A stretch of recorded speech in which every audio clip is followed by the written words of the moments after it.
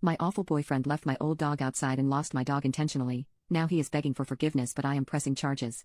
My boyfriend and I have been together for almost 4 years. We get along okay for the most part. Things like him losing something of mine have happened, but never to this level. I have had my dog, Milo, for her whole life. She is 12 years old.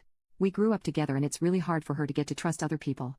She has always been an anxious girl, but she is the light of my life and was always by my side even in my worst days. 3 years ago I introduced my boyfriend to my family, which is just my mom and Milo. He and my mom got along okay, but he did not acknowledge Milo in any way, which is fine. I did not expect him to be all over her, considering she does not like that, but I still found it pretty strange because he said he absolutely loved dogs, and to be honest, I believed that because he would always pet dogs when we were outside.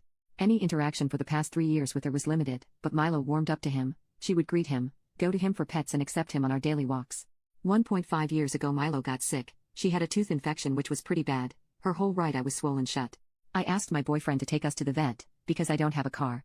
The vet took care of the infection, gave me some antibiotics to give her every day and instructions to clean the wound that was left after the vet cleaned the puss. For a couple of weeks I did not hang out that much with my boyfriend. I took care of Milo because she was not feeling great. One thing that stood out to me was the fact that he seemed pretty pissed every time I brought her up, talking about her progress. Looking back, that should have raised some red flags, but I guess I brushed it off. Now that I gave you the short version of the past, this is what's happening in the present. I planned with my mom to go on a short vacation, to visit my grandparents.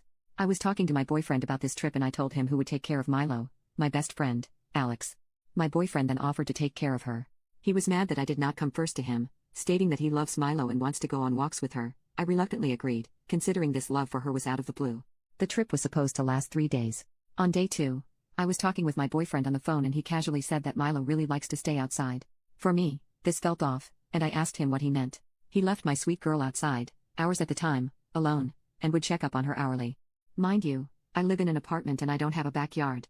Me and my mom left as soon as I told her and we arrived back home at around 9 p.m. Since then, I blocked my boyfriend on everything and have been searching for my girl. I have printed posters, went out every day for hours at a time and put her on Facebook groups around my area. Now, he and his group say I'm an a-hole because I have put my dog above my boyfriend in all of our 4 years of relationship. I know for a fact this is not true, but I don't have anyone else to ask, besides people that are really close to me and would be biased.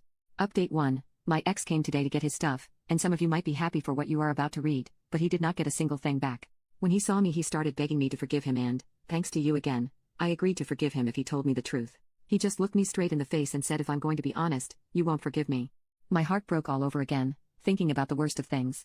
When he saw me cry, he told me I should get over it because she was already old, but if I really wanted her back, I should get back with him, and when he trusts me that I really forgave him, I could see her again.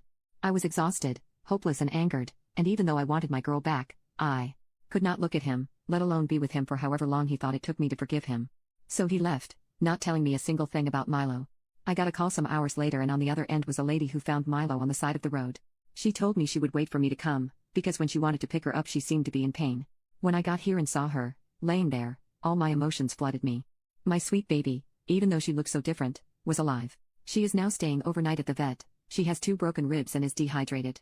If everything goes well, she will be home soon. I will be pressing charges.